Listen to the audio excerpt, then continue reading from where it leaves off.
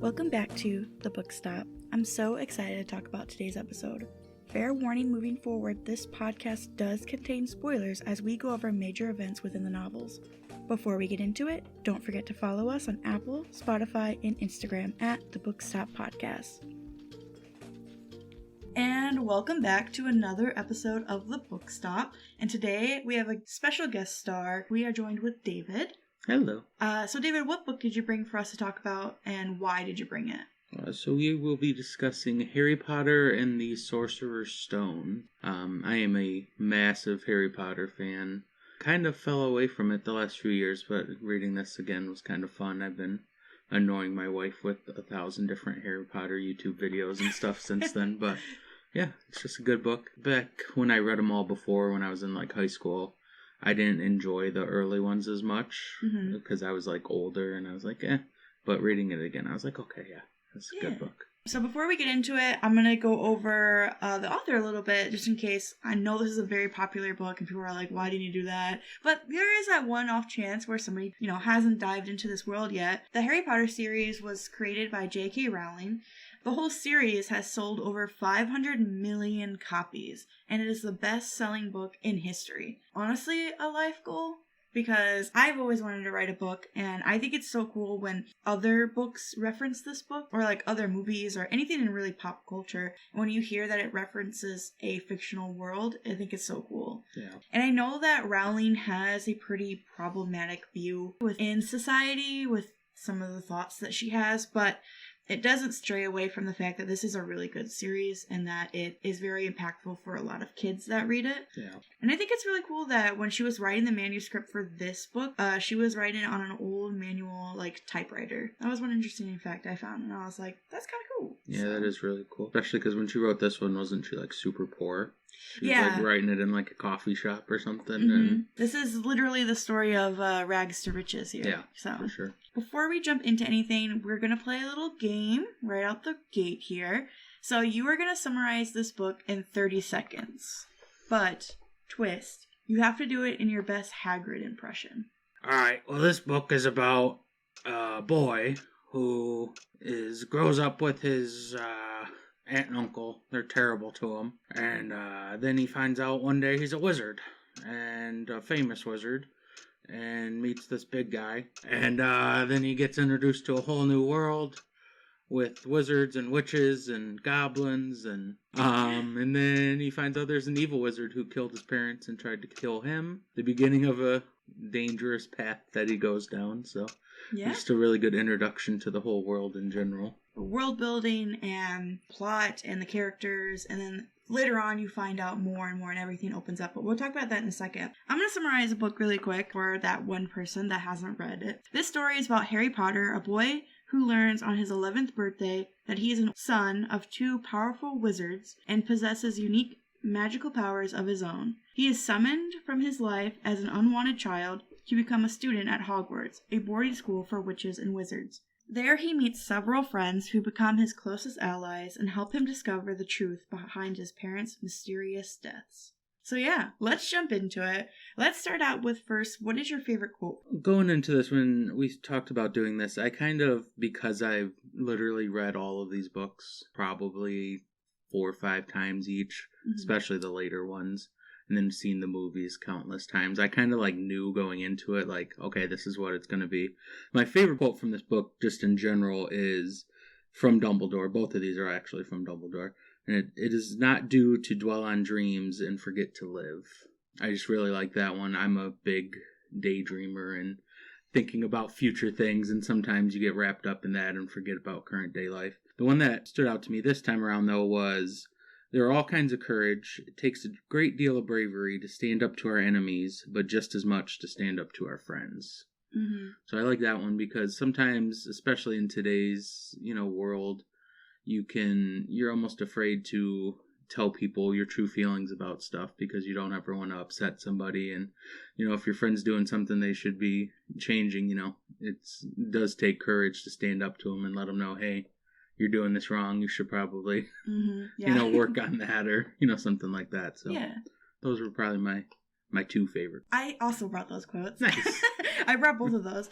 So it does not do too well to dwell on dreams and forget to live.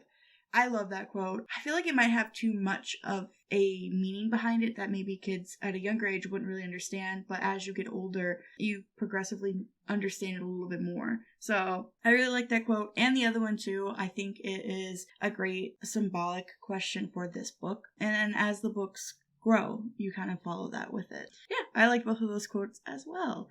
So we're going to jump into it. So what are some things that you like about this first book, and what are some things that you don't like? Like we were said in the summary, I really like that it's kind of gets the whole world established, right? You get introduced to most of the main characters. Obviously, more will come in throughout the story, but the worlds, you learn what Hogwarts is, get to see, hear about all the different classes and professors, and even like Diagon Alley, the bank. It really does a good job of establishing this world that the story is going to be based out of. And then establishing who the characters are, who we should care about, who we're going to be focusing on over the course of the story progression. So that's probably the thing I like the most about it, is I think it's a really good first book to get the series going. It does a really nice job of hitting on all the, okay, now I know what I'm looking for, I'm ready for it, and then bring on the next, because I know what the situation's going to be. I really like the sense of adventure in this. I want to be a wizard now. I want to go to Diagon Alley, and I want to get my wand, and want to get my owl or toad or cat. And I also really like the found family trope. It's one of my favorites when I read books, and I love that he kind of gets adopted into the Weasley family. And I wish there was a little bit more of Hermione's background on her family, but I really like the found family aspect of it. Yeah, for sure. Reading it now, and one of the things that I probably dislike the most, the reason I'm a big fan of this again, and this is kind of more movie than book, but the movie came out, I was 10, same age Harry was about. So it was just really cool because I could throw myself into it. And that's when I read the book the first time, and kind of drew me in because we were same age, progressing. Yeah. But then going back and reading it, I feel like this is it's written more to a child perspective, and then they get darker and a little more grittier as they go along, which is fine. You got to draw in the audience, and they're younger as well, so that makes sense. But that's probably the thing that was the hardest for me, is there's not as much deep, mature storylines, even the romance aspect of it, there's a lot more of that as it progresses. It's not necessarily a bad thing, but it's probably the reason that I've probably read this one the least out of all of them. Is one, once you read it, you kind of know what's going on, so you don't really have to set that table again. You can just kind of jump right in. Yeah. But then two, it's a little more of a basic approach to it, where as they progress, they get a little darker, a little grittier, and I kind of enjoy that more. Yeah. I'm going to be honest, I have not finished past Order of the Phoenix, so the last few. I've watched the movie, and I know the movies aren't as good as the book. But for this one specifically, some things I didn't like was, I think it was going way too fast at the end. So it's a small audiobook. I listened to it, and it's about 7-8 hours. And the first 3 hours is just getting him to get his stuff for school. So there's a whole setup about his past and finding out he's a wizard. And then towards the end, I feel like they kind of smushed everything together. The Quidditch match, and then finding out about the stone, and getting past the dogs, and then getting through all those trials. Too much going on at a lot of the times. I feel like she could have either spread this book out, maybe just add a few more pages to kind of just spread everything out a little bit. Like you said, I think this is a good book to start world building and character development, starting those arcs like that. I almost wish they would have waited a little more to make Harry the jaded, skeptical character of, oh, it's Snape trying to do this, blah, blah, blah.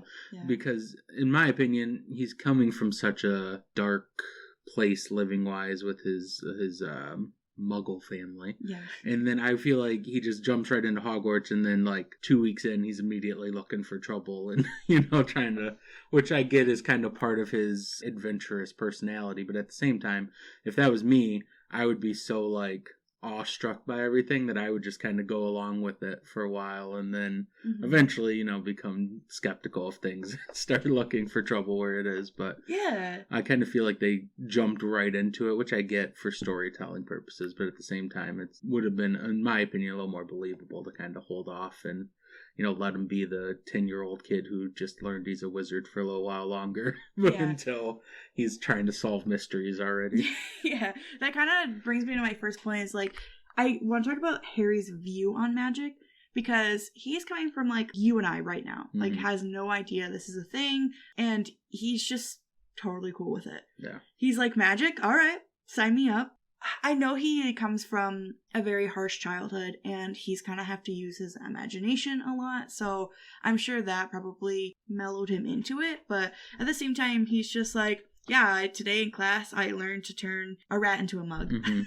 And completely chill with the fact that there's magic around him and all of this stuff is happening and he, doesn't live with the Dursleys anymore and, lives in this big old castle where there's literally ghosts and all this kind of stuff happening and he's just completely chill with it. I have a 10-year-old brother, 11-year-old brother, and I'm just, if it was him, he would be mind blown by every little thing.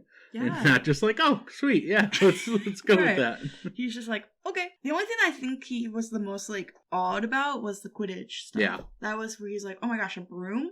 Flying broom that likes me? I'm in. Yeah. I get that you don't want him to fight against it and be like, well, how does this make sense? I can't do this. You want him to kind of follow and be like, okay, let's do it. So that way the story can progress. Yeah. But at the same time, I was like, oh, he just completely accepts this is real. And I guess it might help because like his aunt specifically knew this was happening and knew that he was a wizard. So maybe that helped him kind of grasp onto it a little bit more. Yeah, they weren't shocked by it as well. Yeah, they weren't trying to be like, no, our magic isn't real type of deal.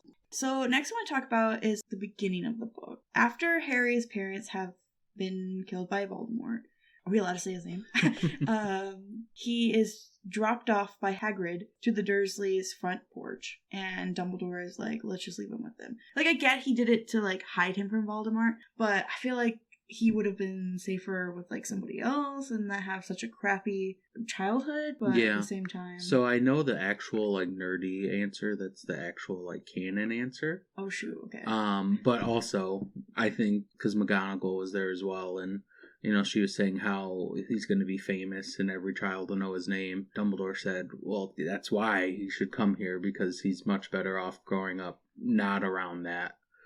Because if he would have grown up in the wizarding world, he would have been a celebrity. He probably would have went to his head, would have been a Lindsay Lohan or something, childhood celebrity. The actual answer, though, for anybody who was wondering, is the reason that Voldemort couldn't kill Harry was because his mother sacrificed herself and it kind of protected him. And that extended to his aunt because they're blood relatives. So as long as he called that house his home, then Voldemort couldn't get him there either. So Dumbledore, being, the smartest person ever, kind of figured that one out. But yes, it was also had its downfalls of having to grow up with the Dursleys and be treated like a second-class citizen and deal with his awful cousin who I can't stand. Yeah. All of that as well. Yeah. Oh, that's cool. I did not know that. I'm not a huge, like, I like the story and the plot and stuff like that, but I haven't, like, dived into it. Yeah. So yeah, that's really cool. So in this book, who would you say is your favorite character? So again, I kind of had a preconceived notion because I have a favorite character from this book and then just in general was Snape. In this book specifically, the one who stood out to me the most was Professor McGonagall. Just a super, like, strong-willed character. Didn't take crap from anybody, but was super fair at the same time. My favorite part with her is when Harry and Ron and Hermione are facing the troll in the bathrooms. And she comes down, yells at him, what are you doing? How could you do this? And then rewards Harry and Ron 5 points each for sheer dumb luck. Yeah. So it shows she has, like, a compassionate, fun side. But then at the same time, she's like, guys, what are you doing? You're 10 years old. Why are you trying to fight a fully grown cave troll? So yeah, she's the one who stood out to me the most in this reading of, wow, that's a really strong character who a lot of people don't necessarily give credit to, because she's more of a like supporting role throughout. Yeah, McGonagall is my favorite character in the whole series. Like you just said, I love the fact that she can be very strict and be like a power force, but also be a little bit more understanding because they are kids and she is a teacher. In this one, I kind of picked out Hagrid as my favorite. I think that he had a very impactful plot in this one, mostly with him being the first one that Harry meets from the wizarding world, and he gets to see magic for the first time and how there is a negative side to it, and he brings him that cake and shows that first like sense of kindness to him. He's just drawn to Hagrid and sees him I feel like he sees him almost as like a father figure or like some sort of relative figure, maybe a crazy uncle or something. I think that Hagrid's a little bit of a gossip queen. he likes he likes to gossip and be like, "Whoop, I didn't mean to tell you that, just kidding." And I think he's a very compassionate and a very caring person, especially with the animals around him. And I love that he becomes a teacher like later on and of the wild beasts. So I really like Hagrid as well. I actually had Hagrid down as my favorite until about halfway through, and then I pivoted over to McGonagall. So yeah, no, Hagrid's fantastic. Yeah, he's awesome. I feel like he's a fan favorite. I feel like a lot of people really like him because he's got this like innocence about him, yet still has seen a lot of stuff within his lifetime. So it's awesome. So next I want to talk about Harry's friends that he meets at Hogwarts. So we have Ron Weasley, who comes from the Weasley family, and he has a big family, I would say. And then we have Hermione, who comes from a Muggle family. And then we have also Neville. I would consider him a friend. Yeah, for sure. So, and I think that it's cool to kind of get different people with different backgrounds in the Muggleverse, I guess you can say. and still the wizarding world as well. Hermione, who comes from a Muggle family and has such a... Like, they wouldn't get anywhere without her. She is incredibly smart and proves that she deserves to be there. While Ron, he comes from a very powerful family. All of his family is purebloods. Is that what it's called? Yeah. And he isn't as great at doing some stuff. But I feel like that could be from the lack of attention that he gotten as a youngin'. Yeah, for sure. No, it's a interesting friend dynamic. Hermione, parents are both dentists, right? In the story. I don't know if they go into it in this book or not, but it kind of makes sense why she's so like studious and thinks schooling's so important, because obviously if you're going to become a dentist in our world, you know, you got to do a lot of school, you have to do well in school. So those values get instilled to her at her home. So then when she comes to this new world, she's even more like, okay, an outsider here, I have to be the best I can at this to achieve success. And then Ron, I think, like you said, I think he feels a little overlooked sometimes. I think he has like 5 older brothers, and 3 of them still go to the school with him. So in this group, right, you have Harry, who's the most famous wizard, not of all time maybe, but, you know, up there. And then the super smart Hermione, who, you know, outdoes everybody, and then he's the one who kind of gets overlooked, just like he does in his family. So I think he can he fits that mold, right? That's what he's comfortable with. And so he's there, he'll contribute, but he's not standing out doing, you know, over the top, not the center of attention type of thing. Yeah. And then Neville's interesting too. I love Neville. Neville has one of my favorite character progressions throughout all the books, right? This one, he starts out, he kind of just always messes stuff up. He's always kind of bumbling. And then towards the end, I know you said you haven't read the later books, but even in the movies, he kind of gets stronger as it goes along and then ends up being, you know, a pretty important character in the end.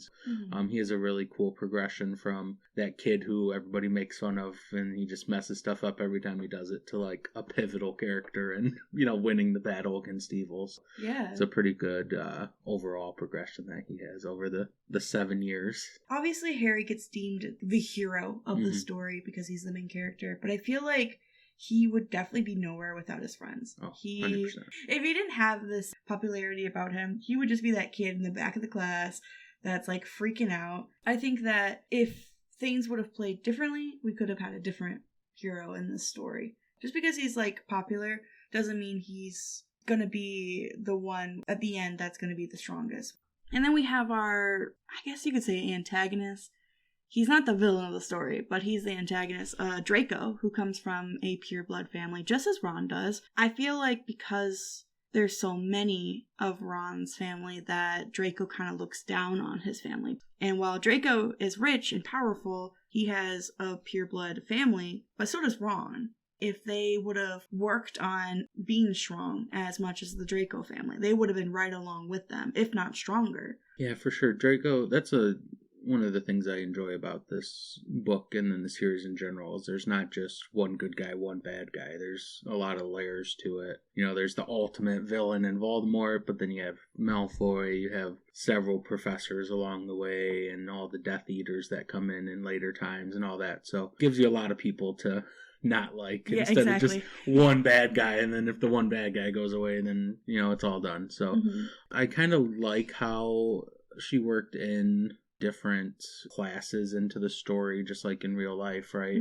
It makes it a lot more relatable. So like Harry, right? Harry's a pureblood. Harry has a lot of money. We find out in the book. You know, he doesn't act it because he didn't grow up that way. So I think it almost kind of goes back to a point that we talked about earlier with why did Dumbledore leave him with the Dursleys?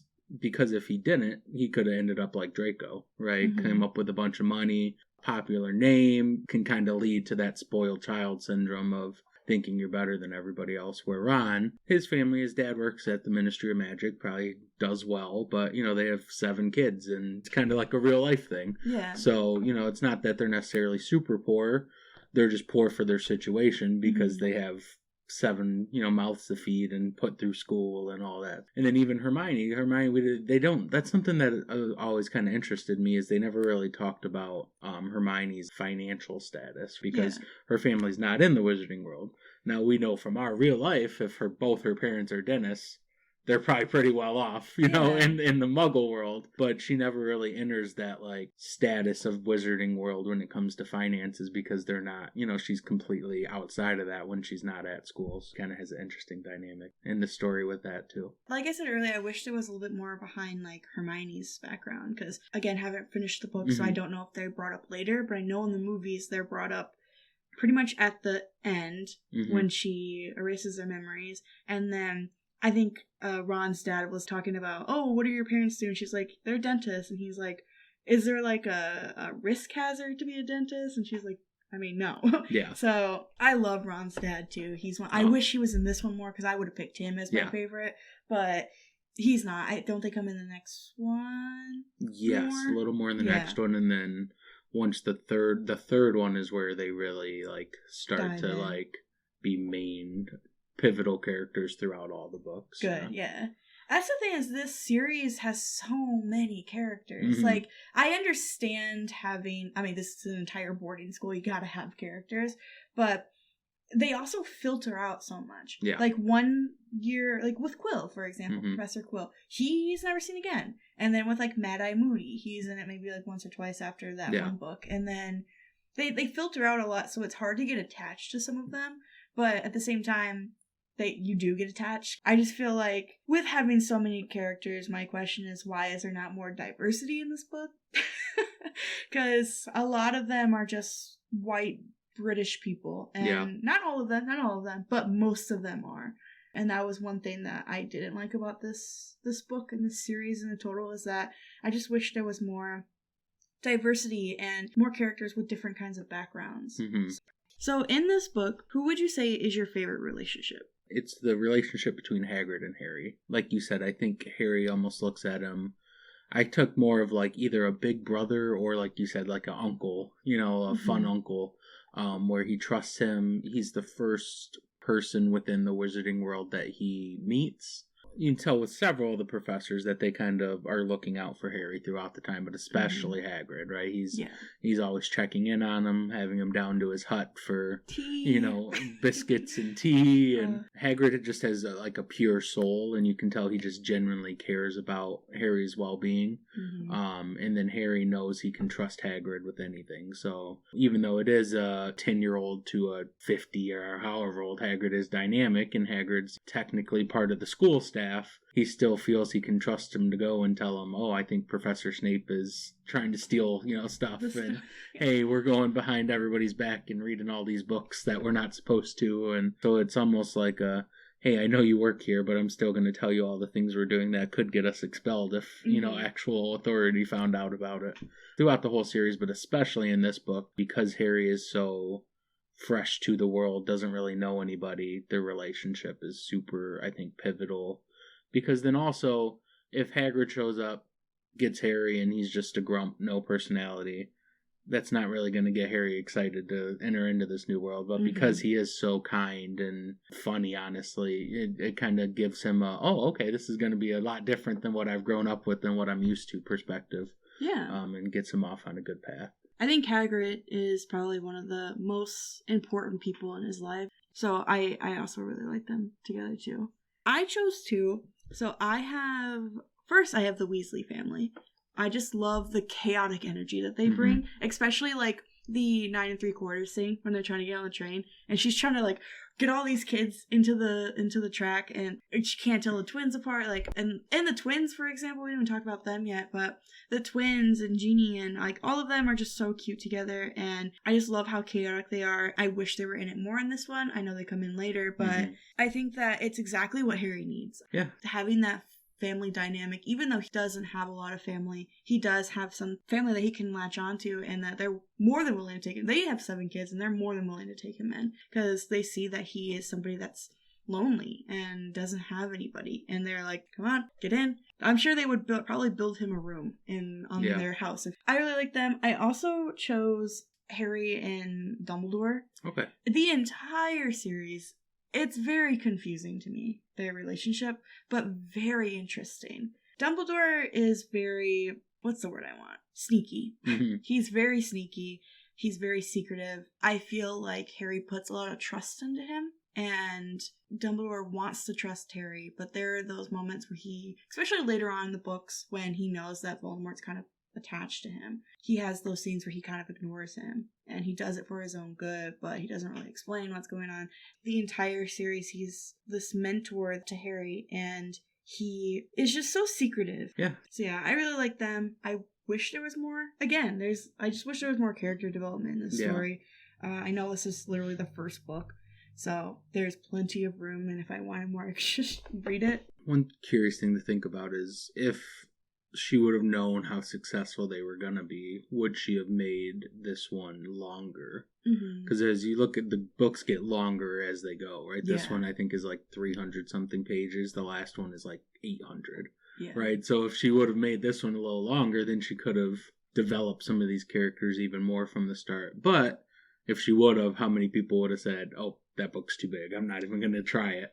Once you get them hooked, then you can get, the longer, more detailed story along the way. So, yeah, Dumbledore's always been a fascinating character. I almost look at Harry and Dumbledore's relationship as like a grandson with their grandfather relationship. A lot of times a grandfather can be, they're there, they're wise, they have it, but they don't like to kind of give it all to you at once. They make you earn it a little bit, and then they like watching you figure it out on your own, and then helping guide you through it, giving you clues to help get you there, but not just give you the full thing. Figure it out for yourself, and then once you do, then they're there to help you celebrate with it. But that I always kind of got that vibe from them, that a mentor obviously, but almost like a grandson, grandfather vibe, where Dumbledore was there for him along the way, but never like just fully gave him the answers. He wanted him to learn it himself and go through the trials and tribulations himself, because he knew that would make him a stronger person at the end of the day. Yeah. All right, so we're going to play a little game here. A big part of this story, and a lot of reasons why people kind of draw to it, is the Sorting Hat and different houses that characters kind of dive into, and I feel like that's a draw for a lot of people because they like to just be like, I'm in Gryffindor, so what are you? So yeah, we have Gryffindor, Hufflepuff, Ravenclaw, and Slytherin, and we today are going to find out what our houses are.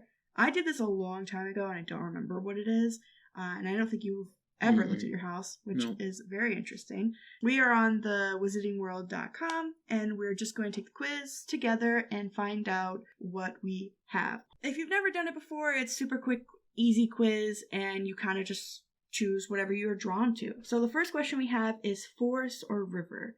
I'm going to go river. I'm a big water guy. Okay. I'm going to go forest because I love a good forest. I grew up in the forest, so... I didn't actually grow up in it. Okay, I grew up around a forest, not in one. So the next question is, which of the following would you like to study the most? I think I'm going to go with mer people. Because in the Goblet of Fire, I found them very interesting, and I was like, I want to know more about their story. Do they have a city down there? Do they have hierarchy? Like, what's going on? So I'm going to choose them. Yeah, my next question was, what are you most looking forward to learning at Hogwarts? A couple of the choices were flying on a broomstick, about the magical creatures. Magical creatures is intriguing, but I'm going to go with apparition, which is being able to materialize or dematerialize at will. Yes. That's something I've always told people, like, especially if you're sitting in like a traffic jam. Like, dude, if I could just like apparate where I want to go right now, I would travel so much more. I could just be like, oh, I want to go to Disney World. Boom, I'm there. Right? It would just make life so much easier. Yeah. And if you don't know what that is, just watch the last two movies. They do that the entire movie. Time.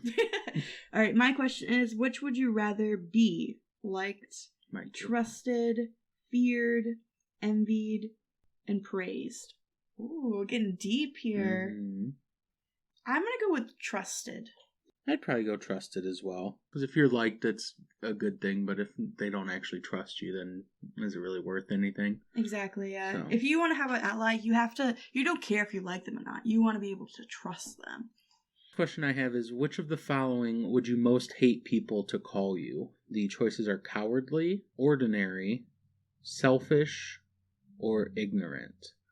I'd probably go with ignorant. I like to feel like I'm pretty knowledgeable about things when I'm discussing them, or if I'm not, then I like to figure out how to become knowledgeable about them. So I'd probably go with ignorant for that one.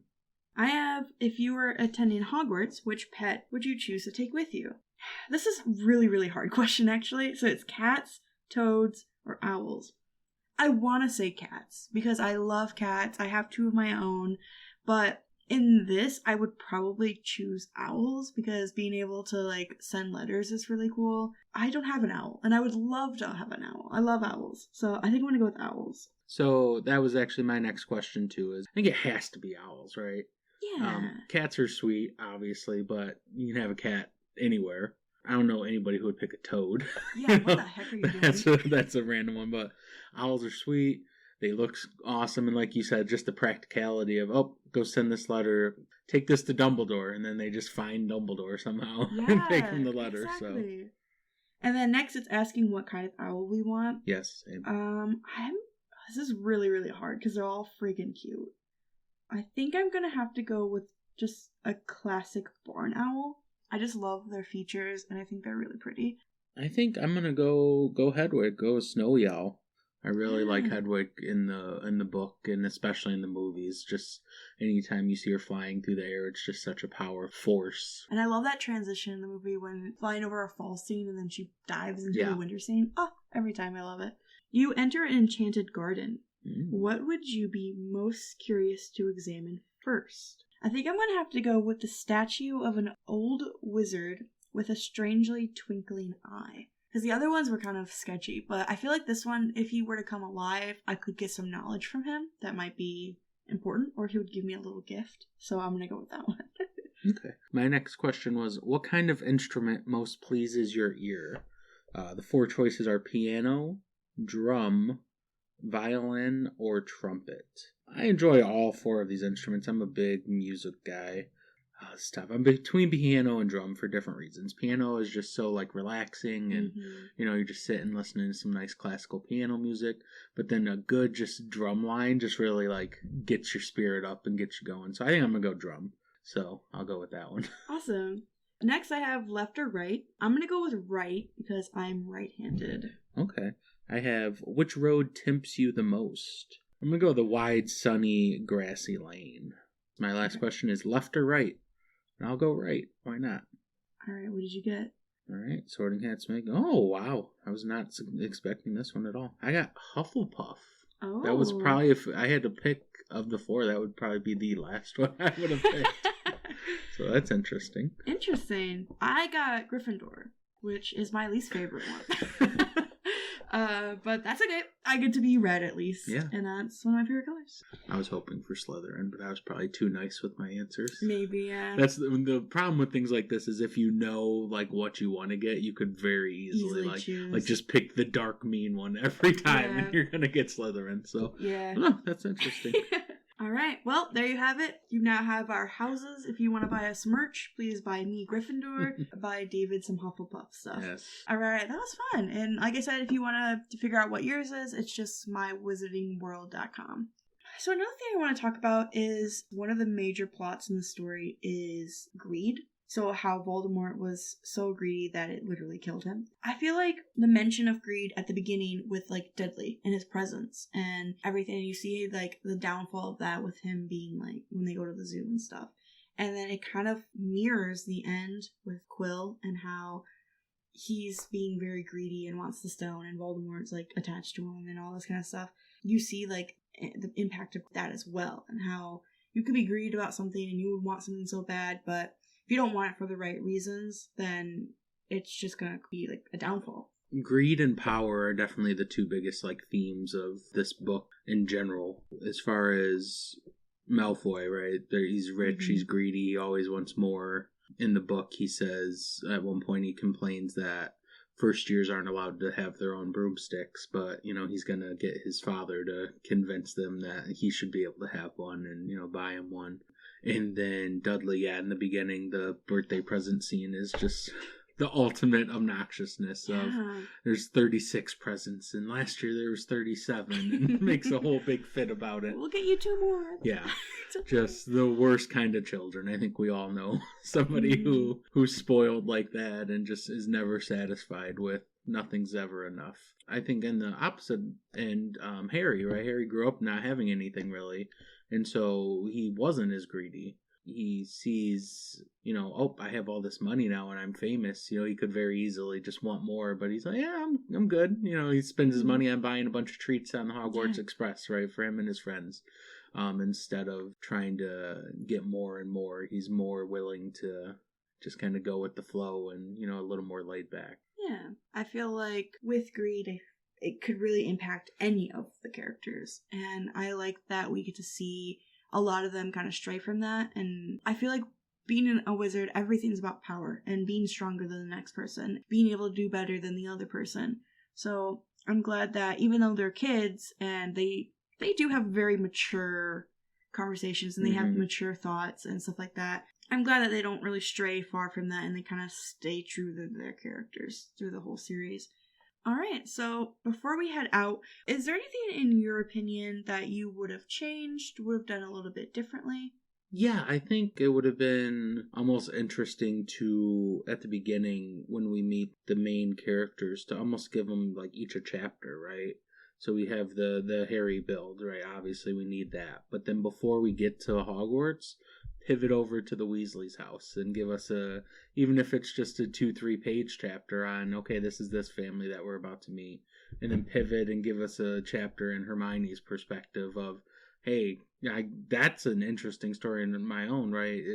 You're not from a magical family and you get this letter from some school. Like the fact that her 2 dentist parents are like, yeah, go ahead, just go off to this magic school. Like, so I think seeing some of those would have been interesting. And even Malfoy, right? Dive into their side and see what the privilege looks like. And, how Harry's so excited to go. Malfoy probably didn't care about going because it just kind of is what it is and he has to do it. And that would have been interesting, is to pivot away from the Harry storyline a little bit, just for a pure character building purpose of introducing us to some of the other main characters in a little more deep way instead of just from how Harry sees them. Yeah, that's exactly what I was going to say, is I wish there was more point of views.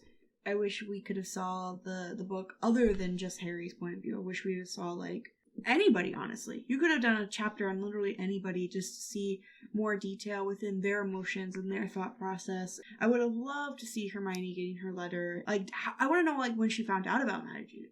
When she got the letter, or did she kind of, like, did they tell her? Be like, hey, we have this distant cousin that's a wizard. There might be a chance that you do. I want to know more about her backstory. So I think some POVs would be awesome in this series. And as I said before, I wish there was a little bit more diversity in the series. I wish there was a little bit more than just white British people. So, I don't know if you saw, one of the things that came out in recent years is Rowling said that the whole time Hermione was a black girl, not white. But in the books, it's several times it very clearly references that she's, a white girl with brown hair. And, so I feel like she almost kind of pivoted that just because of that critique. And it's maybe should have done that in the first place than, going back and changing things around. Yeah, I mean, when it's written in stone at this point, you can't really change it. You can't really change it. And we know that Rowling's a bit problematic, but we won't get into it. But yeah, I just wish there was more, even some of the teachers would have been nice, like just to see that representation from something other than what we expect, I guess. Yeah. But yeah, other than that, I think this was a good first book. I feel like it set up the world perfectly. It set up the characters. It set up what is needed in the next book and stuff like that. So I think it was a good first book. Yeah, for sure. All right, so we do a little rating scale here on the podcast, and we do it a little bit different. We kind of make up our own. So I would give Harry Potter and the Sorcerer's Stone 6 hand-knitted Christmas sweaters from your redheaded friend's mom out of 10. Like this book, I feel like no matter what age you are, first time reading this book and you jump into it, you are gonna have that sense of wonder and be like, oh my gosh, I want to read more. I want to find out what happens with these characters. But at the same time, I feel like just a lot. There's a lot going on, and I wish they would have pushed information around a little bit more, or maybe shortened some of unnecessary details in it. That's the rating I would give. I would give it probably 7 Bertie Bott's Every Flavored Jelly Beans out of 10. I think it does a really good job of, like I said earlier, getting us into the world, preparing us for the story that's about to unfold.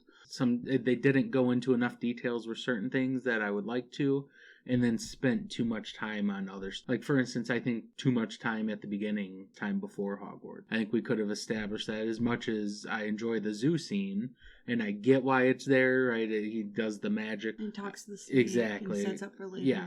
But that's, a whole Chapter that I would have much rather learned about the Weasleys or Hermione or something like that. Mm-hmm. Because we kind of already established, yes, his aunt and uncle are terrible. They treat him terrible.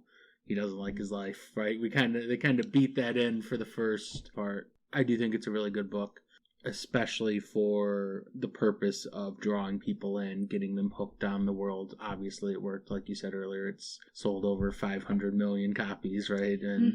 And then from a perspective, right, looking back at these books, you realize they're written for children, too. We were children when they were written, so now as adults, we're still, intrigued in them. But I think it does a really good job of being attractive to, and I can attest to it. I was a 10-year-old child when, they were out, where I could get hooked into it, but not be too overwhelmed by it at the same time. Yeah. When I was younger and I read it, I didn't remember every character name and spell name and stuff like that. And going back and, then it's like, oh, I missed that the first time, like you do anytime you read something. But did a good job of leaving the details that I wasn't confused the whole time of what is this and why is it happening. So yeah, probably 7 out of 10. Well, we're kind of drawing to a close here. If you haven't seen or read the Harry Potters, recommend. It's probably going to be on every channel because it's Christmas time, and they play it every Christmas for some reason. And if you have Comcast, it comes with the Peacock app, and every movie is on the Peacock app. There you go. Just drop 16 hours? Yeah. How long is it? I don't know. A while. I think the movies are all about 2.5 hours each, so... Yeah. And there's 8 movies. So just drop, during this Christmas time, just drop a few hours. Yeah. Watch all the Harry Potters. But yeah, thank you so much for coming on. Absolutely. Thank you for having me. Of course. And we don't have an episode scheduled right now, but we will definitely be back for maybe another Harry Potter book. Yeah. All right. Thank you, and have a great one. Merry Christmas. Thank you for turning the pages with us this week. If you've enjoyed this episode, show your support on social media. Don't forget to turn on your notifications to get a reminder of the next episode. Thanks again for listening to The Book Stop. Bye!